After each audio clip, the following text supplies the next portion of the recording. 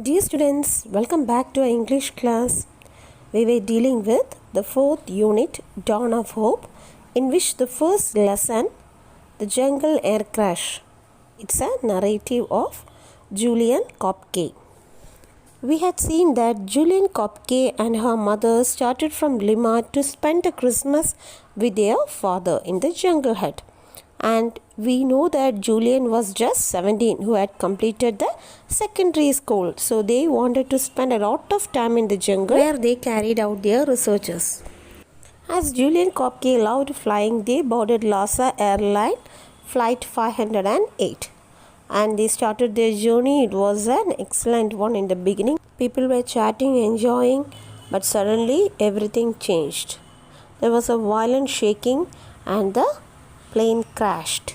She heard her mother saying, "Now it's over," and the next moment she was flying down out of the plane and she can't remember anything. She just reached a jungle and became unconscious.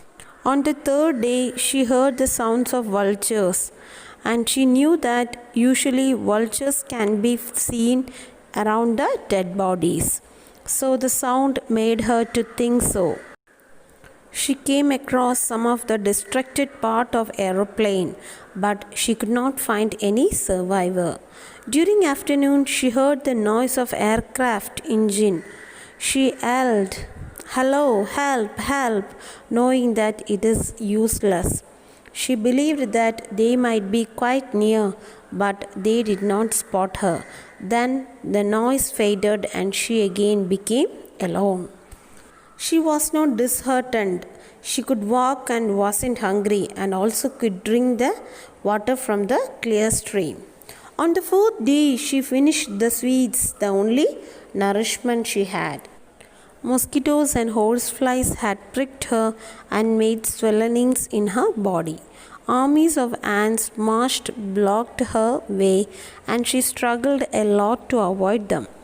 She could cover only a few hundred meters an hour because her condition was miserable. Her streams did not run into larger rivers.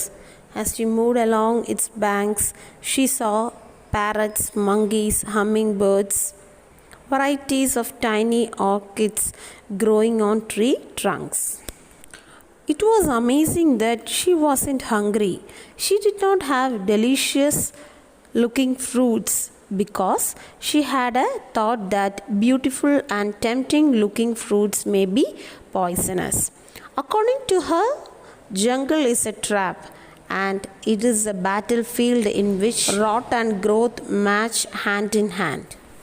All the plants are competing to get the sunlight, shock each other, and then very hungrily have the cadavers of their victim in order to live. There was an open wound on her foot, which was getting worse due to the infection by insects. Every time the flies shrink and lay eggs in her wounds. She watched them attacking her helplessly. Each one was about a centimeter long and was eating her lively. She believed that God will help her. They will amputate if she ever survived. The river she followed was wide, and whenever she gets a good view ahead, she risked swimming. It was very fast that the flow of water carried her along. On land, she had to be more careful to watch where to put her feet because she is frightened that there may be snakes hidden in the decayed leaves of the trees and the poisonous thrown black crabs. If she walk on a crab, it is sure that she will die. Now, let's see the summary of the rest of the story. Julian became tired and her walking became harder. Due to lack of food and humid 45-degree heat made her weaker. The movement of river became faster and faster. She was not able to move in it. She searched for a place to lie down at night. Later she understood that it was her 10th day. At the time, suddenly she saw a boat tied up on the riverbank, and the path led her to a small hut. Inside the hut, she saw a mortar carefully wrapped in plastic, and a can of petrol. So she hoped that someone will come there, but not sure who or when will someone arrive there. She lay down but was unable to sleep soundly because her mind was expecting some human there. But the only sound she heard was a screaming of monkeys and the screeching of parrots. And all the sounds felt like something dangerous. The next morning, she wished to start her journey.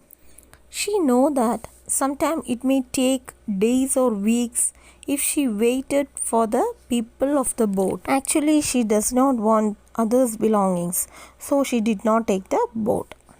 It was heavy rain, so she took shelter in the hut. Then she heard human voices.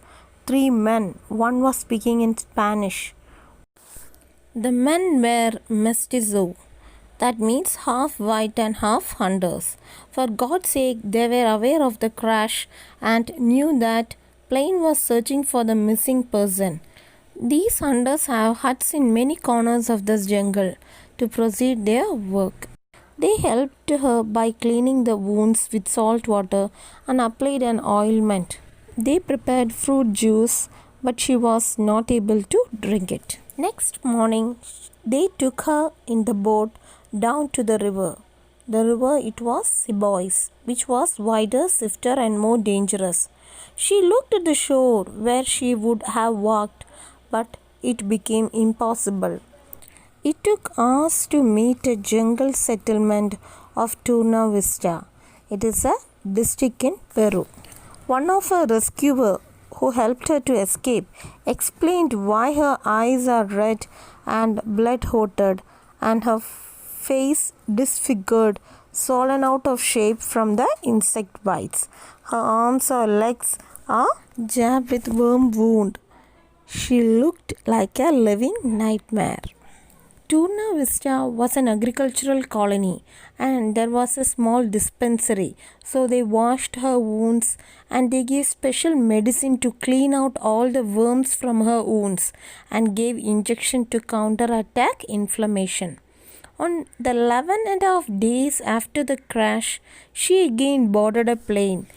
It was a small twin-engine mission that took her to the US mission base of the Summer Institute of Linguistics near Pucallpa, where an American doctor looked after her. Julian gave the information about the wreckage and the search plane found it. And her father arrived and stayed with her, and she got the suspected news that her mother was dead. The researchers found the Eltra shattered over 16 kilometers of jungle, and the cause of the crash and how Julian got safely down was unknown to them. One theory is that the plane exploded at 3,000 meters high and the pieces that fell was cushioned. Cushioned means was safely landed by the enormous upward current of air in the storm. Due to the upward force of air, the pieces came down safely. So this is adapted from Julian's book, When I Fell from the Sky. So read the lesson thoroughly, find out the unfamiliar words, try to understand its meaning. If there is any doubt, you can ask me. In the next class, we will read the lesson. See you in the next class.